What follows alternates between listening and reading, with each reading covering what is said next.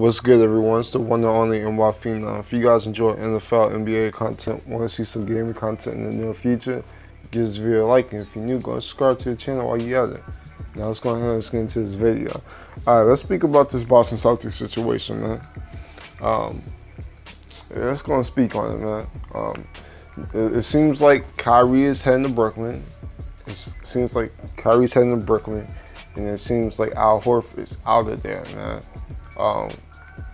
Wow, what a surprising, one season can change the whole entire dynamic, man. I remember going to the season, the previous season, it felt like the Celtics were the next dynasty and they were going to dominate for the next 10 years. But it seems like that's not going to be the case, man. It seems like that's not going to be the case. It seems like Kyrie's out. And Al Horford, a glue guy, a guy that's been so important to his team, just did the little stuff, the role player, the player that they actually needed to keep, in my opinion. It looks like he's out of there. So where did the Boston Celtics go from here?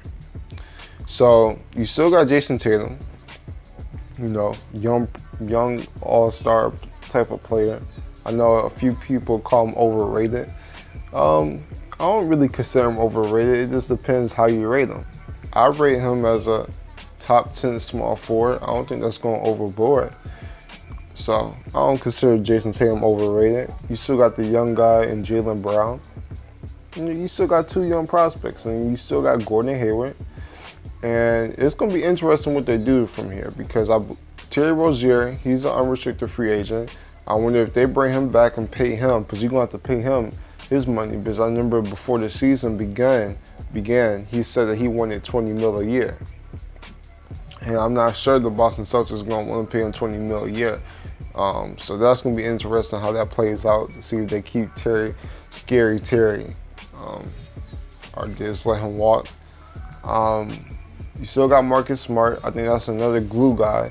I mean, you just lost Al Horford, so you got to keep Marcus Smart as a glue guy, but I believe they signed him last season, I believe.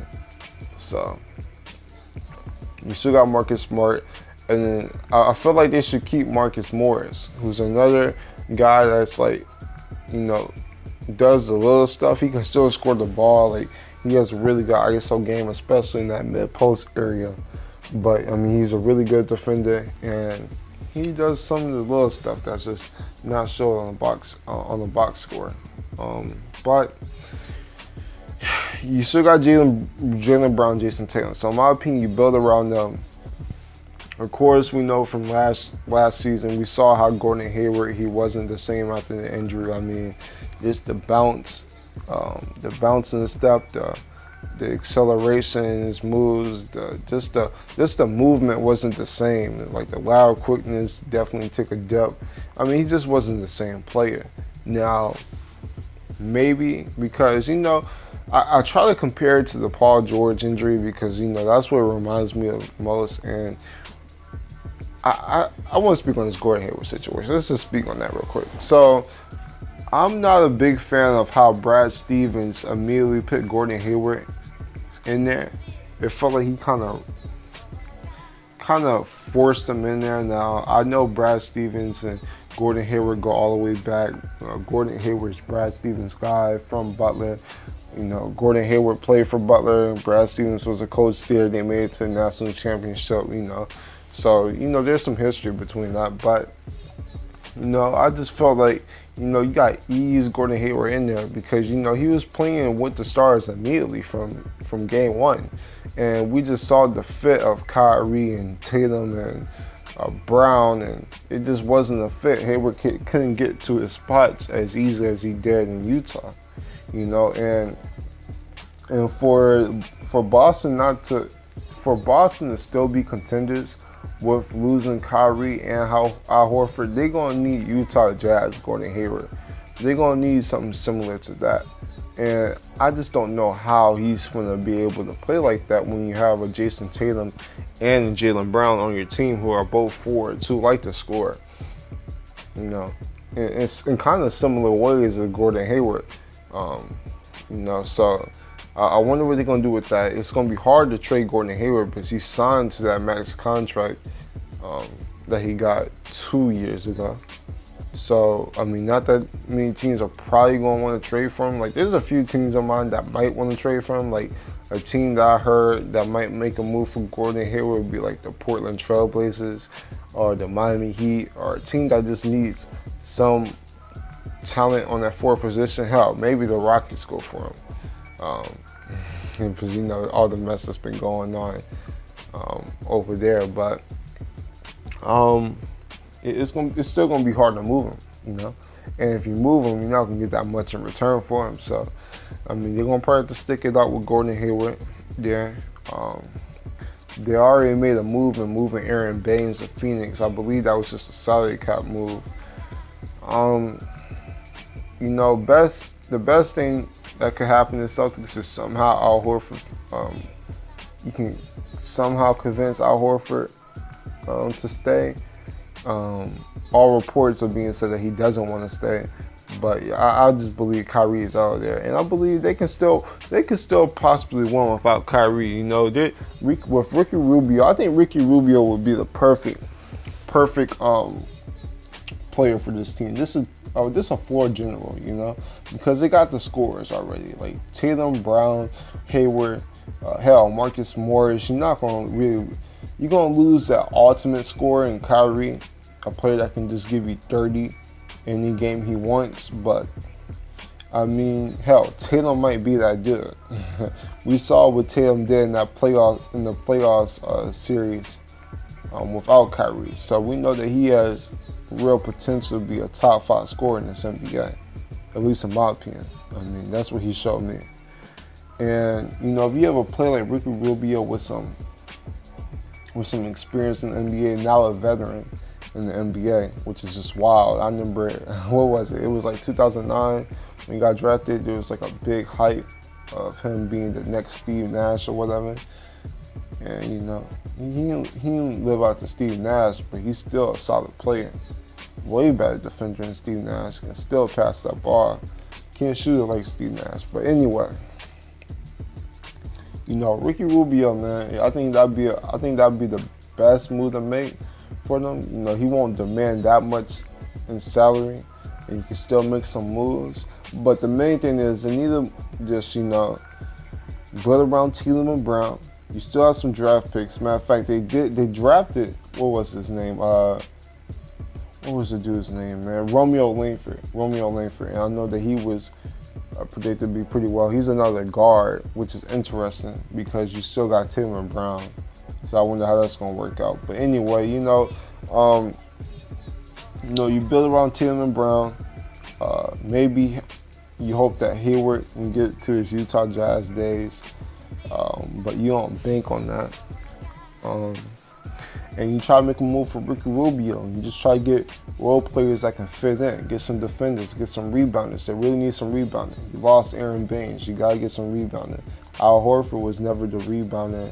His big thing was never rebounding. It was just he was a good two-way player, you know, but rebound was never his strength. You got DeAndre Jordan on the market.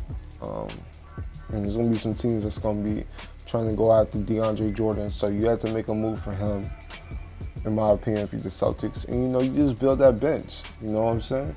And you just hope that Tatum and Brown can get to that all-star, superstar level soon.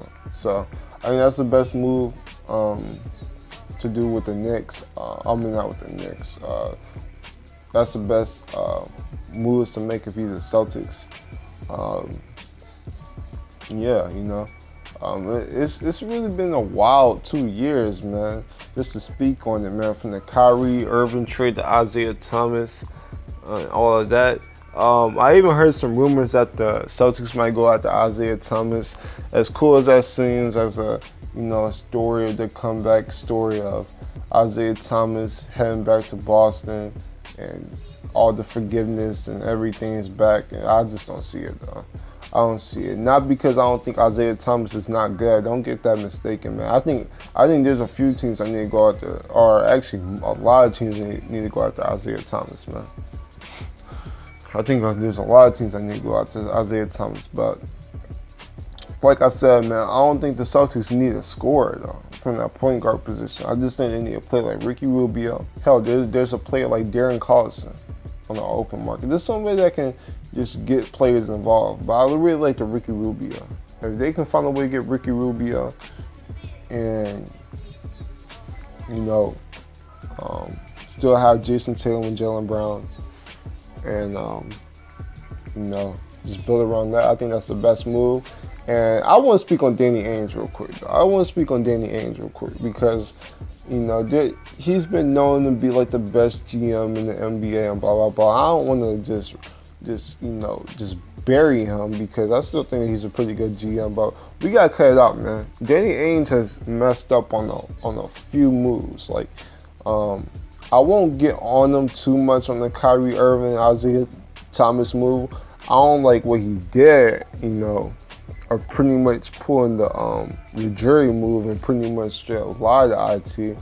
I don't think that was cool, but just the move in general for Kyrie, Isaiah Thomas, I get what you're doing for that, what you're doing with that. He's made a few moves that were just he made a few good moves like that. The KG trade, of course, when they got KG. But, when they made the move for KG to add KG and Ray Allen, those moves were pretty much, expected once Paul Pierce resigned. But, of course, the other trade that he did with trading KG and Paul Pierce to Brooklyn, that was a good move to get the picks and all. But that was more, in my opinion, that's just more bad management by the Brooklyn Nets. But I get the intent of what the Brooklyn Nets were doing at the time. They were trying to build a winner because the Brooklyn Nets were a new team. Of course, the Nets were in Jersey, moved to Brooklyn. They wanted to build a winner, so I got the intent. It was like a mini super team that they were trying to build in Brooklyn. But at the end of it though, it was just a bad move by Brooklyn. But man, Danny Ainge, he in my opinion could have pulled the trigger for a lot of trades. He should have been there to get Kawhi Leonard. You telling me that you can't trade Jaylen Brown, Terry Rozier, and whoever to get Kawhi Leonard? So I think he messed up there. I think he should have made a move a few years back to try to get Jimmy Butler. There was some. Well, I could get why you don't trade Anthony Davis or Jason Tatum and Jaylen Brown, because AD said he wasn't gonna. He was only gonna stay there for one season. He wasn't gonna resign. So I get why they didn't trade for AD. But there was a lot of moves they could have made, man. A lot of moves that they could have made. That's just a few on the top of my head. I know. Well, the thing about DeMarcus Cousins is I could get why they ain't go after DeMarcus Cousins, but there is no reason that I can give them a pass for not going after Kawhi and Jimmy Butler from a few years ago, man. They had the ultimate package to get Kawhi and Jimmy Butler, and they passed on it. And Danny Ainge, I know a lot of Celtics fans, they treat him like a god or whatever. And they treat him like he just can't be touched. He's part of royalty and whatever. But look, he made a few mistakes, man. He's been making a few mistakes, man. And he has to be accounted for that, man. He really has to be accounted for that. And, I'm not going to call him a trash GM, because he's not a trash GM. But, he's made his mistakes also, man. So I just want to tell Boston Celtics organization that, yeah, Danny Ainge can make mistakes too, and it's being shown. Now, he can fix it this offseason by getting Ricky Rubio, maybe convincing Al Horford to resign, and bam, maybe you're not automatically rebuilding, it's more like retooling, and you still have a really solid team there, and you still got young talent. So we'll see what the Celtics do with that. It's just interesting, man. It's really interesting, man. I know I want to hear from the Boston Celtics fans, man. I really want to hear what y'all want to say about this, because it's been like a roller coaster year for y'all, man. From being favorites to win the East and win the East for the next 4 or 5 years. Like, you really got to go back and see what's being said about this Boston Celtics going into this season. And for it to all crumble like this, man, it's crazy. But, you know, that's pretty much all I really want to speak on, man. You know, like I say on my videos, though, man, if you guys enjoy NFL, NBA content, want to see some gaming content in the near future, give this video a like. If you're new, go and subscribe to the channel while you're at it. I'm the Phenomenal One, and I'm out. Deuces.